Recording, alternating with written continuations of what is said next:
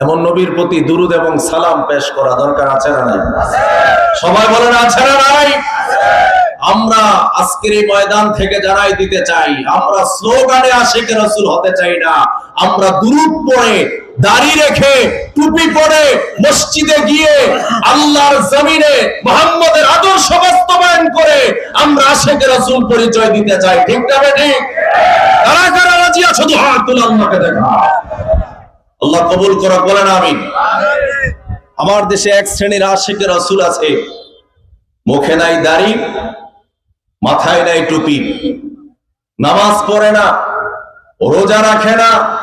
12ই রবিউল আউয়াল আসলে পিকআপে করে, ভ্যানে করে নবীর প্রেম জাগে, জিলাপি বিতরণ করে, সিন্নি বিতরণ করে, আমার দেশে ঢোল তবলা বাজিয়ে নবীর প্রশংসা করে। সুস্পষ্টভাবে হারাম, ঢোল তবলা বাজানো হারাম, এবং ওই দিন শুধু নবীর প্রশংসা হবে। এটা ইসলাম বলে না। আল্লাহর নবীর রেখে যাওয়া আদর্শ বাস্তবায়নের মাধ্যমে আমরা নবীর আশিক হওয়ার পরিচয় দিতে চাই। ঠিক কিনা বলেন? নবীজি শুধু মিষ্টি খায় নাই, নবীজি শুধু সুতার টুপি পরে হাঁটে নাই, নবীজি প্রয়োজনে সুতার টুপি পরে নামাজ পড়েছেন। আবার নামাজ শেষ করে ইসলাম কো জিন্দা হোতা হয়, ইসলামকে জিন্দা করার জন্য বাতিলের বিরুদ্ধে, ওই অস্ত্রের বিরুদ্ধে লোহার বর্ম পরে, লোহার তাজ পরে ময়দানে জিহাদ করেছেন। কথা বলেন ঠিক কিনা? তাহলে নবীর প্রতি আমরা দুরুদ পড়লাম। এই দুরুদ এবং সালাম আমাদের নবীর রওজা মুবারকে ফেরেশতারা পৌঁছায় দিয়েছে। সুবহানাল্লাহ।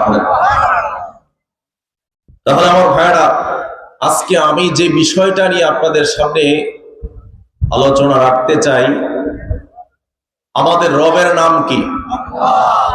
সবাই বলতে হবে কি নাম? আরো জোরে বলেন কি নাম? আচ্ছা বলেন, আমার দেশে এক শ্রেণীর নাস্তিক আছে যারা আল্লাহ বিশ্বাস করে না, এরকম আছে না নাই? আছে না? যারা বলে আনসিন ইজ নাথিং, যা দেখি না তা বিশ্বাস করি না। যারা বলে দেয়ার ইজ নো গড, স্রষ্টা বলতে কোনো কিছুই নাই। যারা বলে যে পৃথিবী ন্যাচারালি এমনিতেই সৃষ্টি হয়েছে, আবার ন্যাচারালি এমনিতেই ধ্বংস হয়ে যাবে। আওয়াজ করে বলুন নাউজুবিল্লাহ। বলেন তো, আমাদের একজন স্রষ্টা আছে না নাই? সব কিছুর স্রষ্টা একজন, তিনি কে? আমাদের রব হচ্ছেন আল্লাহ। 2 নাম্বার, আমাদের নবী হচ্ছেন মুহাম্মদুর রাসূলুল্লাহ সাল্লাল্লাহু আলাইহি ওয়াসাল্লাম। তারপরে 3 নাম্বার, আমাদের কিতাব কনস্টিটিউশন, সংবিধান হলো একটা কিতাব, সেই কিতাবের নাম কি? ভাইরা বলেন না কি নাম? আচ্ছা বলেন, এই কিতাবটা কি নতুন নাকি পুরাতন? পুরাতন না? এটা কি আজকে আসছে? না, এই কিতাবের বয়স 1500 বছর। সুবহানাল্লাহ পড়বেন না? 1500 বছর এমন কিতাব পৃথিবীতে একটাও নাই। কিন্তু এই 1500 বছর আগের কোরআন যেমন ছিল, বলেন তো 1500 বছর পরে এই কোরআন ঠিক তেমন আছে না নাই? ওরে তালতলাবাসী কথা কয় না কেন? আছে না নাই? একটা অক্ষর, একটা নোক্তা, একটা জের জবর পরিবর্তন হয়েছে? হবে? পৃথিবীর সব কোরআন শরীফ যদি জ্বালায় দেওয়া হয়, বলেন তো কোরআন কি পৃথিবী থেকে মুছে যাবে? যাবে? যাবে? পৃথিবীর সব কোরআন মাজিদ যদি লাইব্রেরি থেকে কালেক্ট করে, লাইব্রেরি থেকে সংগ্রহ করে জালেমেরা, কোরআন বিদ্বেষীরা যদি কোরআন মাজিদকে বড় কুণ্ডলী জ্বালিয়ে, আগুন জ্বালিয়ে পোড়ায়া দেয়, আল্লাহ রাব্বিল কাবা, কাবার রব আল্লাহর কসম করে বলি, পৃথিবী থেকে কোরআন মুছতে পারবে না, কোরআন মোছা যাবে না। কারণ পৃথিবীতে 1 জন, 2 জন, 3 জন নয়, প্রায় 2 কোটির উপরে আল্লাহর কোরআন, 30 পারা কোরআনের হাফেজ রয়েছে। কয় কোটি? 2 কোটির উপরে পৃথিবীতে আল্লাহর কোরআন মাজিদের 30 পারা কোরআনের হাফেজ রয়েছে। সুবহানাল্লাহ।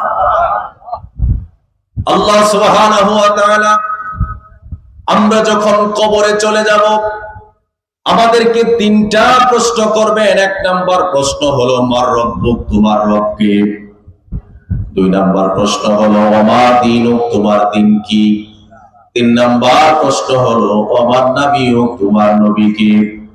কোন কোন বর্ণনায় পাওয়া যায় চারটা প্রশ্ন হবে।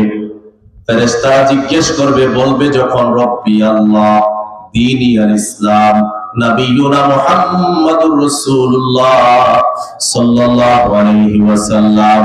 এই প্রশ্নের জবাব দেওয়ার পরে ফেরেশতা জিজ্ঞেস করবে, তুমি কোন কিতাব পড়ে এই প্রশ্নের জবাব পেয়েছো, জবাব শিখে এসেছো? তখন ওই আল্লাহর বান্দা বলবে, আমি আল্লাহর কোরআন পড়ে পাইছি, আমার রব আল্লাহ। আমি আল্লাহর কোরআন পড়ে পাইছি, আমার দ্বীন ইসলাম।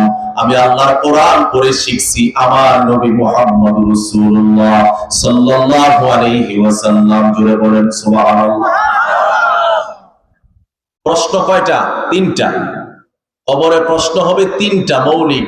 4 নাম্বার জিজ্ঞেস করবে, তুমি কোন কিতাব পড়ে রব যে আল্লাহ চিনছো, দিন যে ইসলাম এটা জানছো, নবী মুহাম্মদ তোমার নবী এটা জানছো, তুমি কোন কিতাব পড়ে জানছো? এটা কি বেদ পড়েছো, বাইবেল, ত্রিপিটক, রামায়ণ, গীতা, মহাভারত, না তাওরাত, জাবুর, ইনজিল, কোন কিতাব পড়ে পাইছো? তখন আল্লাহর এই বান্দা জবান খুলে বলবে, আমি আল্লাহর কোরআন পড়ে পেয়েছি যে আমার রব আল্লাহ, আমার দ্বীন ইসলাম, আমার নবী মুহাম্মদ সাল্লাল্লাহু আলাইহি সাল্লাম।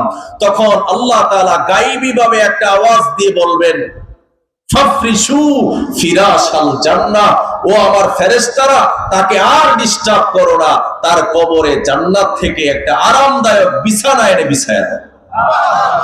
আর আস্তে কোন সুবহানাল্লাহ। বিছানার তারা জোরে কোন সুবহানাল্লাহ। সবাই বলেন আল্লাহু আকবার।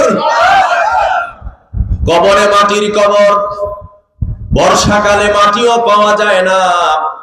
দেখা যায় লাশটা লাশ হয়েছে, মাটি দিবে কোথায়? পানি উঠে গেছে কবরে। কথা বলেন, এমন পরিস্থিতি হয় কি হয় না? এমনও দেখা গেছে 88 বন্যার সময়, আমরা তো ছিলাম না, 89-তে জন্ম, 2004 সালের বন্যা দেখেছি। মানুষগুলো মাটি দেওয়ার মতো কবরস্থান পাওয়া যায় নাই। এমনও দেখা গেছে মানুষগুলোর লাশ ভেড়া বানায়া নদীতে ছেড়ে দিয়েছে। ওই মানুষগুলো যখন কবরে আলমে বরজকে যাবে, যদি 3টা প্রশ্নের আলোকে জবাব রেডি করে কবরে যায়, আল্লাহর কসম করে বলি, ওই মাটির কবরে সবাই দেখবে মাটি, কিন্তু ওই আল্লাহর বান্দা চোখ খুলে দেখবে মাটির কবর, মাটি নাই, তার মাটির কবর হয়ে গেছে জান্নাতের ফুল বিছানা। আমরা এমন কবর চাই কি চাই না? ওরে কথা বল, চাই কি চাই না? আমরা কি মরবো না? কবরে যাব না? তো সেই কবরে যাওয়ার আগে 3টা প্রশ্নের দাবি আমাদেরকে মানতে হবে। বলেন কয়টা প্রশ্ন? ওয়াজ বেশি দূরে যাওয়া লাগবে না। বলেন আমাদের রবের নাম কি? আল্লাহ। সেজদা পাওয়ার মালিক কে? আল্লাহ। বেজাল আসতেছে সামনে, এই তো বেজাল শুরু হবে, একটু পরে দেখবেন। বলেন সেজদা পাওয়ার মালিক কে? আল্লাহ। ছেলে দেওয়ার মালিক কে? আল্লাহ। মেয়ে দেওয়ার মালিক কে? আল্লাহ। ছেলে মেয়ে উভয়টা দেন কে? আল্লাহ। কোনটাই দেন না কে? আল্লাহ। সেজদা, ছেলে মেয়ে, বৃষ্টি, সবকিছু একজন দেন। চিল্লায় বলেন তিনি কে? আল্লাহ। কিন্তু আমার দেশে দাঁড়িয়ে রাইখা মাজারে গিয়া ছেলে চায়, এমন কিছু ভণ্ড মুশরিক আছে না? কথা বলে না কেন? আছে না নাই? যারা মাজারে গিয়া সেজদা দেয় তারা মুশরিক। কথা বলেন কি? তারা মাজারে গিয়া ছেলে চায়, যারা বাবার কাছে ছেলে চায়, যারা ল্যাংটার কাছে মেয়ে চায়, যারা মাইজবান্ডারে, দেওয়ানবাগে, রাজারবাগে, কুতুববাগে গিয়া তারা ছেলে চায়, মেয়ে চায়, শিল্পপতি হওয়ার জন্য ধর্ণা দেয়। আল্লাহর কসম করে বলি, কোরআন আমার সামনে, তারা আল্লাহকে দৃষ্টতা দেখায়, আল্লাহর সাথে বেয়াদবি করে, ওই মুশরিকের ঠিকানা আল্লাহর জাহান্নাম ছাড়া আর কিছুই না। কথা বলেন ঠিক কি না? ওই মুশরিকের সাথে আমাদের মতো তাওহীদবাদীদের কোনো সম্পর্ক নাই। কথা বলেন ঠিক কি না? এমন মুশরিক আছে না নাই? রব আল্লাহ। আল্লাহ বলেন আমি তোমাদের রব। আল্লাহ বলেন সূরা হামিমাস সিজদার ভিতরে বলছেন ইন্নাল্লাযীনা ক্বালু রাব্বুনাল্লাহ, নিশ্চয়ই যারা বলবে আমার রব আল্লাহ, সুম্মাস্তাকামু, অতঃপর ওই রবের উপরে অটল অবিচল ইস্তেকামাত থাকবে। তুফান আসলে আল্লাহর ডাকে, যে নামাজ না পড়ে সেও আল্লাহর ডাকে। দেখা যায় হিন্দু বৌদ্ধ খ্রিস্টান মুসলমান মিলে সবাই নৌকা দিয়া নদী দিয়া রওনা দিছে। এখন তুফান যখন শুরু হইছে, মুসলমান লা ইলাহা ইল্লাল্লাহ লা ইলাহা ইল্লা আনতা সুবহানাকা ইন্নী কুনতু মিনাজ জালিমিন আল্লাহ ডাকতে ডাকতে মুখ দিয়া ফেনা তোলে। হিন্দু আল্লাহর ডাকে, বৌদ্ধ আল্লাহরে ডাকে। বিপদে পড়লে সবাই আল্লাহমুখী হয়ে যায়, আল্লাহরে ডাকে। বিপদ গেলে আল্লাহর সাথে বেয়াদবি করে। বলেন তো এমন মুসলমান আছে না? আসেনি ভাই? আছে। সদা সর্বদা আমাদের রব একজন, তিনি কে? আল্লাহ। দুঃখে আমার রব আল্লাহ, সুখেও আমার রব আল্লাহ, দিনেও আমার রব আল্লাহ, রাতেও আমার রব আল্লাহ। সে আল্লাহ তাআলা বলছেন আমাকে রব মানার পরে মাইজ বান্দারে যাইও না, আমাকে রব মানার পরে দেওয়ান বা কুতুব বা রাজার বাগে যাইয়া সেজদা দিও না। ওই আল্লাহর মাজারে গিয়া সেজদা দিয়া অসংখ্য মুসলমান ঈমান নিয়া যায়, মুশরিক হইয়া ফিরে আসে, ঠিক কি না? কত মানুষ ওসা জায়গা দেখলে সেজদায় পড়ে যায়। কত মানুষের কাছে ছেলে চায়, মেয়ে চায়। স্বয়ং নবীর কাছেও ছেলে মেয়ে, ইজ্জত এবং বৃষ্টি প্রার্থনা করা যাবে না। নবী দিতে পারে না, দিতে পারে একজন, তিনি কে? সবাই বলে না তিনি কে? আজকে এখান থেকে ঈমানটাকে শানিত করে আমরা আজকে বাসায় যাব, কারণ কবরের মধ্যে ঈমানের প্রশ্ন হবে আগে। কথা বলেন, কিসের প্রশ্ন? ঈমান। আপনার ঈমান নাই, আপনার স্কুলের তালিকার মধ্যে আপনার সেই নাম নাই, আপনি ড্রেসআপ পরে ক্যাপ লাগায়া, তারপরে সুন্দর কোটি লাগায়া, স্কুল ড্রেস পরে আপনি যদি আপনার ছেলেকে ক্লাসরুমে দিয়ে আসেন, আচ্ছা বলেন তো তার কি কোনো দাম স্কুলে আছে? নাই। কেন নাই? তার নামটা স্কুলের সেই অফিসে তার হাজিরা খাতার মধ্যে নাই। এজন্য তাকে যতই সাজায়া ক্লাসরুমে আপনি দিয়ে আসেন, তার কোনো মূল্য নাই। কথা বলেন ঠিকই না? ঠিক এমন ভাবে আমরা যত নামাজ পড়ি, যত রোজা রাখি, যত হজ করি, যত যাকাত দেই, যত সালাম দেই, কোনো কিছুর মূল্য হবে না যতক্ষণ না আমাদের ঈমানটা পরিপূর্ণ হবে। ঈমান যতক্ষণ মজবুত না হবে, ততক্ষণ কোনো আমলের দাম হবে না। কথা বলেন ঠিক কিনা? বাংলাদেশের মুসলমান নওয়াকিসুল ওযু জানে, ওযু ভঙ্গের কারণ জানে। ওযু ভঙ্গের কারণ হলো ৭টি। পায়খানা বা পেশাবের রাস্তা দিয়ে কোনো কিছু বের হলে ওযু ভঙ্গ হয়ে যায়। ওযু ভঙ্গের কারণ ৭টি জানলো, রোজা ভঙ্গের কারণ জানলো। দিনের বেলা কিছু খাইলে রোজা ভেঙে যায়। দিনের বেলা অশ্লীলতা বেহায়াপনায় জড়িত হলে রোজা ভেঙে যায়। ইচ্ছা করে পানাহার করলে রোজা ভাঙে। রোজার কারণ ভঙ্গের কারণ জানলো। নামাজ ভঙ্গের কারণ জানে। নামাজের ভিতরে অট্টহাসি দিলে নামাজ ভঙ্গ হয়ে যায়। নামাজের ভিতরে ভুল তেলাওয়াত করলে নামাজ ভেঙে যায়। নামাজের ভিতরে শরীয়তের বিরুদ্ধে কোনো কাজ করলে, কথা বললে নামাজ ভেঙে যায়। এরকম ওযুর ভঙ্গের কারণ জানলো, নামাজ ভঙ্গের কারণ জানলো, রোজা ভাঙার কারণ জানলো। হজে গিয়া অশ্লীলতা বেহায়াপনা কোনো কাজ করলে বাইতুল্লাহর শরীফের ভিতরে, হেরেমের ভিতরে হজ হয় না, হজ ভঙ্গ হয়ে যায়। নামাজ, রোজা, হজ, যাকাত, ওযু ভঙ্গের কারণ মুসলমান জানলো, কিন্তু কি কি কাজ করলে ঈমান ভঙ্গ হয়ে যায় অসংখ্য মুসলমান জানেই না। কথা বলেন ঠিক কিনা? জানেই না। আরে মিয়া, আমি তো স্কুলে ছাত্রই হই নাই, আমি কেমনে ক্লাস করব? আমি তো স্কুলের ছাত্রই না, আমি কিভাবে প্রথম সাময়িক, দ্বিতীয় সাময়িক, বার্ষিক পরীক্ষায় অংশগ্রহণ করব? ঈমান হলো এক। আওয়াজ করে বলেন, ঈমান কি? এক। এক আপনি সংগ্রহ করেছেন।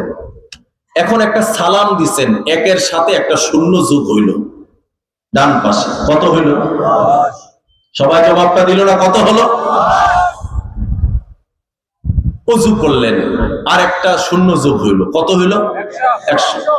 100। নামাজ পড়লেন, আর একটা শূন্য যোগ হইল, কত হইল? 1000। এরকম এক আপনার ঠিক আছে। যত নেক আমল করতেছেন, একের সাথে শূন্য যোগ হইতে হইতে বিশাল এক লম্বা তালিকা হয়ে যাবে। হাসরের ময়দানে আপনাকে সেই তালিকা যখন দেয়া হবে, আপনি আশ্চর্য হয়ে যাবেন, এত নেক আমল আমি করেছি। বলে, হ্যাঁ, তোমার ঈমান ঠিক ছিল, এজন্য তুমি যত নেক আমল করেছো, প্রতিটা নেক আমল তোমার একের ডান পাশে যোগ হয়েছে। এজন্য আজকের এই দিনে লম্বা আমলনামার তালিকা নিয়ে তুমি আমার জান্নাতে চলে যাও। আর আস্তে কোন সুবহানাল্লাহ, জোরে বলেন আল্লাহু আকবার। কিন্তু এক সংগ্রহ করেন নাই, অথবা করছেন এক হারায় গেছে। নামাজও পড়েন, আমার পীরের পায়ে সাজদা দেন, পিশাবের গোসলের পানি খান। বলেন তো এমন খবিস লোক আছে না নাই? পিশাবের গোসলের ডেট হয়, অমুক মাসের অমুক তারিখ আমাদের পীর কেবলাকে গোসল দেওয়া হবে, গোসল শরীফ। ওই গোসলের পানি মাথার তালু থেকে পায়ের তালু পর্যন্ত শরীরের অঙ্গ প্রত্যঙ্গ গুলো ধৌত করে নাপাক পানিটা পড়ে। তাদের দৃষ্টিতে পানিটা নাপাক না, পানিটা হলো পূত পবিত্র। ওই পানি খাওয়ার জন্য মুরিদেরা সিরিয়াল ধরে বোতল নিয়ে দাঁড়ায় থাকে। ওই পিশাবের পানি যদি বরকতান খেতে পারি, রোগ বালাই থাকবে না। আল্লাহর কসম করে বলি, কোরআন আমার সামনে, কোরআনের জাতিদেরকে শোনায়া যায়, পিশাবের গোসলের পানি এটা যা পবিত্র, যদি খাওয়া যায় হতো, আমার নবীর গোসলের পানি খাওয়া তার চাইতে বড় জায়েজ হতো। নবীর গোসলের পানি কোন সাহাবীরা খায় নাই, তাহলে বোঝা গেল গোসলের পানি খাওয়া এটা জায়েজ না, এটা হারাম। ওই পীরের গোসলের পানি যারা খায় বরকতান মনে করে, সুস্থ হয়ে যাবে মনে করে, এটা শিরিক ছাড়া আর কিছুই না। কথা বলেন ঠিক কি না? এরকম ভণ্ডামি আমার দেশে আছে না নাই? কথা বলেন, আছে না নাই? শিরিক করবেন না আল্লাহর সাথে। আল্লাহ বলেন, আমাকে রব মানার পরে আমাকে সাজদা দাও, আমাকে রুকু করো, আমার কাছে ছেলে চাও, আমার কাছে মেয়ে চাও, আমার কাছে বৃষ্টি চাও। বলেন তো জমিনের মধ্যে ফসলে বরকত দেন কি? কৃষক ভাইয়েরা আছেন, জমিনে ধান গাছ লাগান একটা, এখন হাইব্রিড ধান বের হয়েছে, একটা গাছ লাগাইলে গাছ হয় 10টা, একটা গাছে 100 করে ধান, 10টা গাছে 10, 100, 1000, একটা ধানে 1000 দান দিয়া আপনার গোলা ভর্তি করে দিয়েছেন কে? নাকি খাজা বাবা, ল্যাংটা বাবা? কে দিছেন? ও মুসলমান, কে দিয়েছেন? আল্লাহ। আল্লাহর কাছে চান, আল্লাহকে রব মানছেন, এদিক সেদিক যায়েন না, এদিক সেদিক তাকায়েন না। আপনি আল্লাহকে রব মেনেছেন, এদিক সেদিক যদি আপনি মুখ দেন, আপনি পরিপূর্ণ ঈমানদার হন নাই, আপনি মুশরিকের কাতায় আপনার নামটা উঠে যাবে। জোরে আওয়াজ করে বলেন নাউজুবিল্লাহ। রব আল্লাহ, দ্বীনি আল ইসলাম। 2 নাম্বার আমাদের পরিচয় হলো, আমাদের ধর্মের নাম হলো ইসলাম। বলেন আমাদের ধর্মের নাম কি? সবাই বলেন আমাদের ধর্মের নাম কি? এই ইসলাম যে আমাদের ধর্ম, এই ধর্মটা আমাদেরকে দিয়েছেন কে? আল্লাহ পাক বলছেন, ইন্নাদ-দীনা ইনদাল্লাহিল ইসলাম। আমার কাছে একমাত্র, কেবলমাত্র, শুধুমাত্র মনোনীত জীবন ব্যবস্থার নাম হলো ইসলাম। আওয়াজ করে আপনাদের কাছে জানতে চাই, ইসলাম কি শুধু মসজিদে মানবো? ইসলাম কি শুধু মসজিদে মানবো, ইসলাম কি শুধু মাদ্রাসায় মানবো, ইসলাম কি শুধু খানকায় থাকবে? ইসলাম সব জায়গায় মানা দরকার আছে না? সবাই কইছে না? সবাই বলেন ইসলাম সব জায়গায় মানা দরকার আছে না নাই? আমাদের মডেল হলেন একজন মহামানব, তিনি হলেন মুহাম্মদুর রাসূলুল্লাহ সাল্লাল্লাহু আলাইহি ওয়াসাল্লাম। আমাদের নবীর চরিত্র কেমন? আয়েশার কাছে সাহাবীরা জিজ্ঞেস করলেন, ইয়া রাসূলুল্লাহ, ও আয়েশা, আমরা জানতে এসেছি নবীজির চরিত্র কেমন। আয়েশা বললেন, তোমরা কি আল্লাহর কোরআন পড়ো নাই? বলে, হ্যাঁ পড়েছি। কয়, আল্লাহর কোরআনে বিসমিল্লাহর বা থেকে মিনাল জিন্নাতি ওয়ান নাসের জিন পর্যন্ত যা কিছু বলা হয়েছে, ভালো কথা, ভালো গুণ, সব গুণের সমাহার, চরিত্রের নাম হলো মুহাম্মদুর রাসূলুল্লাহ সাল্লাল্লাহু আলাইহি ওয়াসাল্লামের চরিত্র। আর আস্তে কোন সুবহানাল্লাহ। হ্যাঁ, আমাদের নবীর চরিত্র এটা ফুলের মতো পবিত্র।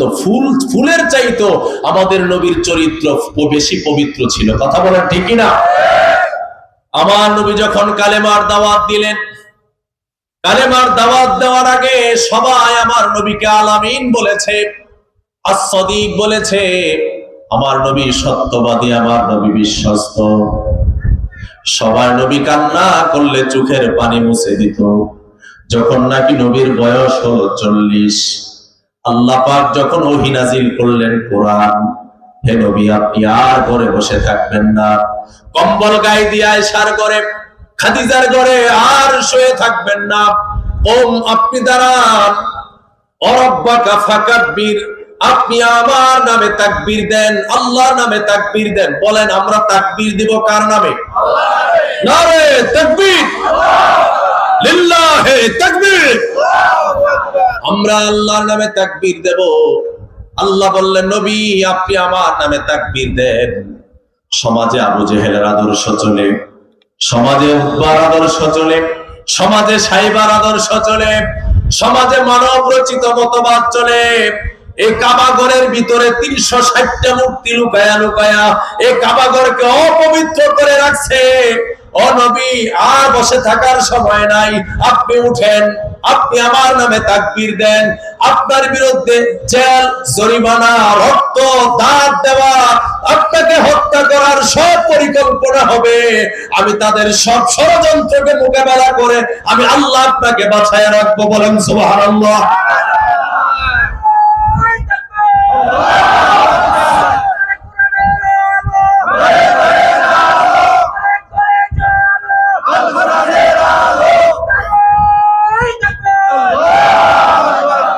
বলেন তো, আমার নবী তাকবীর দিয়েছে কার নামে? ওরে কথা বলে, কার নামে? আমার নবী যতদিন কালেমার দাওয়াত দেয় নাই সবার কাছে ভালো, মূর্তির বাধা দেয় নাই সবার কাছে ভালো। যখন নাকি আমার নবী এক ইলাহের দাওয়াত দিলেন, কুলু লা ইলাহা ইল্লাল্লাহ তুফলিহুন, সবাই বলো লা ইলাহা ইল্লাল্লাহ, তাহলেই সফল কাম হয়ে যাওয়া।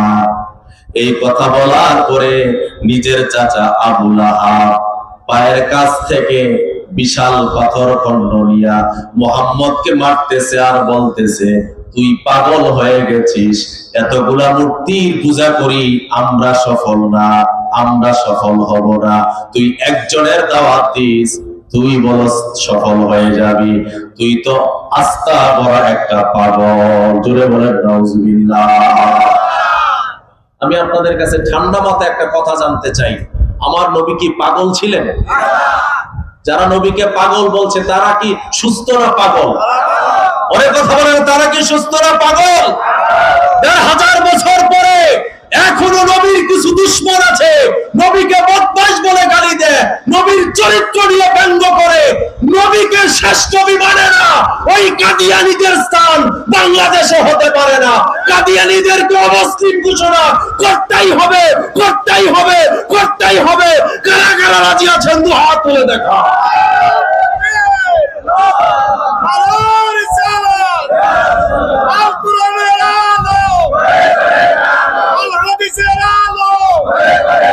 ওলামার শত্রুরা, আল কোরআনের শত্রুরা, নারায়ে তাকবীর। বলেন তো আমার নবীর দুশমন এখনো আছে না নাই? কিন্তু নবীর পরিচয় ছাড়া, নবীকে মানা ছাড়া আল্লাহর জান্নাতে যাওয়া যাবে? কাফেরেরা আমার নবীকে বড় বড় চারটা অপবাদ দিয়েছে। এক নাম্বার, আনতা মাজনুন, তুই বড় পাগল। দুই নাম্বার, তুই বড় জাদুঘর। তিন নাম্বার, তুই কবি। চার নাম্বার, তুই গণক। আল্লাহ বলেন না না নবী গো, আপনি হতাশ হবেন না, নিরাশ হবেন না। কাফেরদের গালি দেওয়ার পরে আপনি ক্ষান্ত হবেন না। কালেমার দাওয়াত দিতেই থাকেন, দিন কায়েমের দাওয়াত দিতেই থাকেন। দিন যতদিন কায়েম না হবে, ইসলাম যতদিন প্রতিষ্ঠিত না হবে, কালেমার পতাকা পথ পথ করে জমিনে যতদিন না উঠবে, ততদিন আপনি কালেমার দাওয়াত দিতেই থাকবেন। দাঁত থাকুক আর না থাকুক, জেলে যাবেন, ফাঁসিতে ঝুলবেন, তারপরে কালেমার দাওয়াত আপনি দিতেই থাকবেন। কালেমার আওয়াজ আপনি জমিনে উঁচু করেই রাখবেন। এটার জন্য আমি নবী আপনাকে দুনিয়াতে পাঠাইছি। আপনি কম্বল গায়ে দিয়া খাদিজার ঘরে শুয়ে থাকার জন্য পাঠাই নাই। আপনি আবু জেহেল, উতবা, সাইবা, মক্কার প্রেসিডেন্টের কর্ণকহরে আপনি কালেমার দাওয়াত পৌঁছাবেন, এজন্যই আমি আপনাকে নবী করে পাঠাইছি। আল্লাহু আকবার। আমার নবী দাঁত দিয়েছেন, বলেন দাঁত দেন কি দেন নাই? তাইফের জমিনে দান্দান মুবারক শহীদ করেছেন, উহুদের জমিনে দান্দান মুবারক শহীদ করেছেন, তাইফের জমিনে মার খেয়েছেন, এবং মা নবী খেয়েছেন, সুতা পর্যন্ত দেহ থেকে আলাদা করতে পারেন নাই। দান্দান মুবারক শহীদ করা হয়েছে নবীজির। আমার নবীকে এসে সাহাবীরা বলল, সাহাব নবী, আপনি তাদের জন্য একটু বদদুয়া করেন না। এই যে আপনাকে মারতে মারতে বেহুশ করে ফেললো, তাদের জন্য একটু বদদুয়া করেন। আল্লাহ নবী বলেন, না ও আমার সাহাবীরা, আমি যে রহমত ওয়ালা নবী, আমি যে রহমত স্বরূপ তাদের জন্য এসেছি। ফাইন্নাহুম লা ইয়ালামুন, তারা তো এটা জানে না। ও সাহাবীরা, এটা যদি তারা জানতো, তারা আমার গায়ে একটা ফুলের টুকাও দিত না। এটা যদি তারা জানতো, তারা আমার গায়ে একটা ফুলের আছরও দিত না। তারা আমাকে পাথর মারা থাক দূরের কথা, জেলে নেওয়া থাক দূরের কথা, শিয়াবে আবি তালিবে বন্দি রাখা থাক দূরের কথা, একটা ফুলের আছরও দিত না। তারা আমাকে বুঝে না, চিনে নাই, আমি তাদেরকে মাফ করে দিলাম। আল্লাহ পাক বললেন, নবী গো, এজন্যই তো আমি আপনাকে রাহমাতাল লিল আলামিন করে দুনিয়াতে পাঠাইছি। সুবহানাল্লাহ।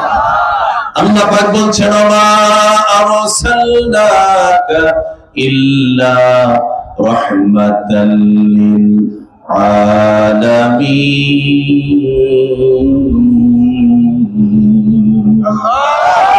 আল্লাহ পাক বলেন, ও নবী, আমি কাউকে রহমত বলে ঘোষণা দেই নাই। আদম থেকে শুরু করে নবী ঈসা পর্যন্ত কাউকে আমি রহমতের নবী বলি নাই, কাউকে আমি বিশ্ব নবী বলি নাই, কাউকে আমি আমার আপন হাবিব বানাই নাই।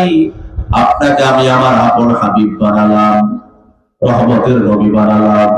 কাউকে কাউসার দেই নাই, আমি আপনাকে কাউসারওয়ালা বানালাম।